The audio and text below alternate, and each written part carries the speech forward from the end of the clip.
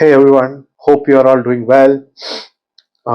Today I have the Sailor Tuzu. It's very unique. In fact, it has got two unique features that you won't see in any fountain pen. Sailor is a great brand, they make great pens, but they are more targeted towards serious fountain pen users, both from a price point and stuff. This one is different.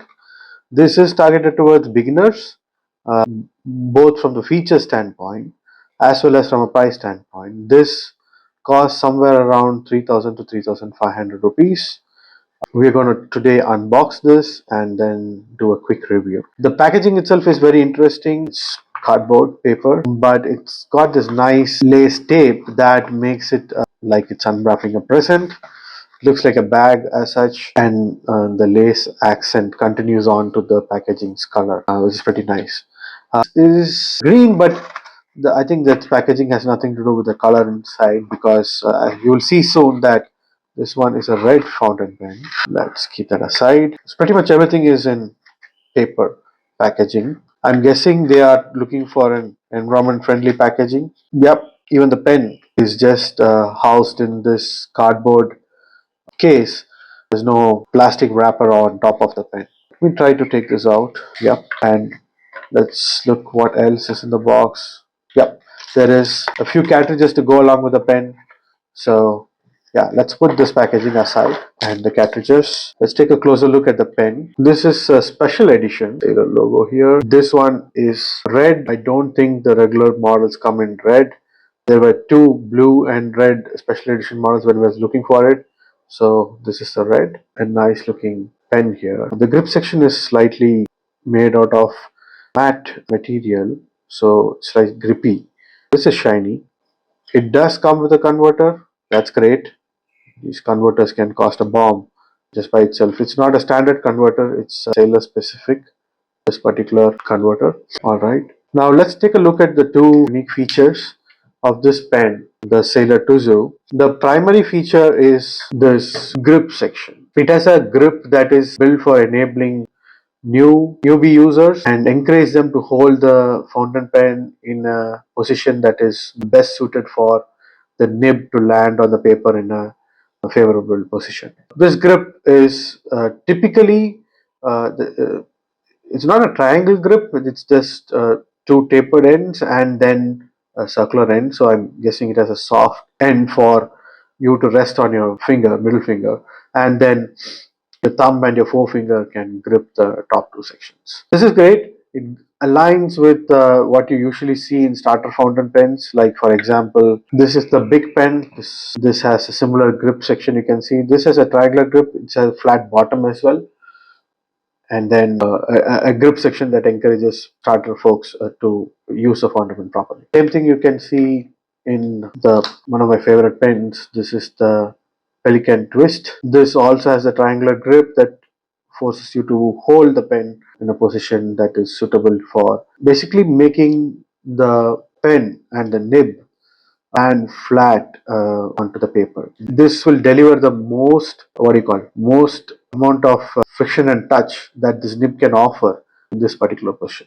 Now, yeah, of course, there is the Lamy Safari, which also has a very similar design that matches the Tuzu for the nib grip section. This one has a rounded bottom, and the top is has two grip sections that are tapered to increase the grip. Now, all these are great, but once you're used to a gripping a fountain pen in a particular way, and then you want to use one of these pens, you always struggle because you are now trying to force your pen to be held in a very different way.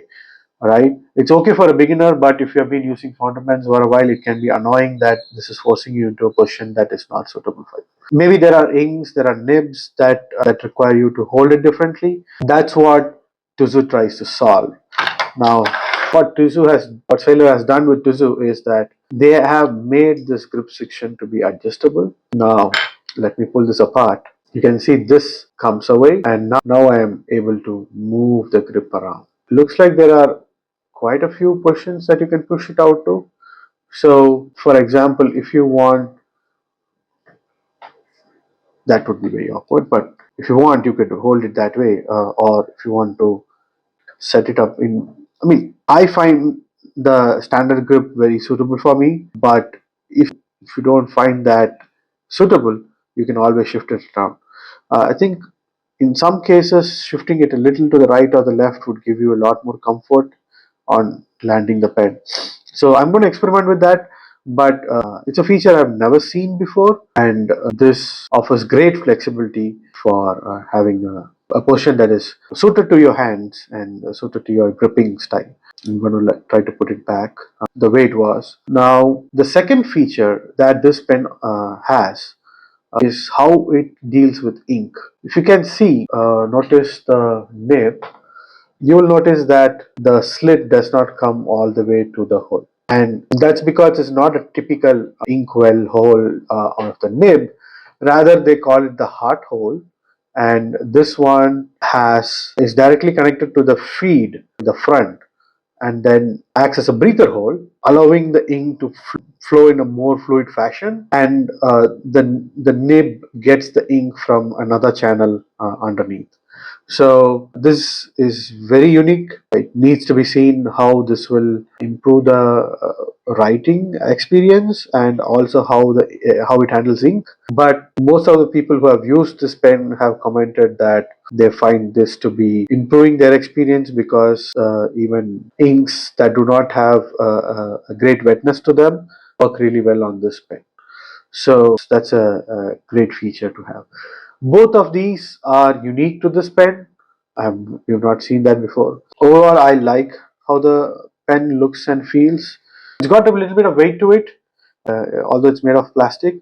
It's quite hard, feels very solid, and I love this grip section as well. I think I use a Lamy Safari a lot, which has a similar grip section. So I think I might love this pen. It's got a little bit more heft and weight to it. If you look at it, compare it, there's more thickness in the body, and from the grip section also, it's a slightly thicker grip section, which would feel more comfortable. This one you have to grip a little tightly. This feels slightly more relaxed in order to be able to grip because of the size of the grip. These are the pens side by side for size comparison. When I pull it out of the box, it felt smaller, but this is very similar to the size that of the Lamy Safari, just a tad smaller than the Lamy Safari.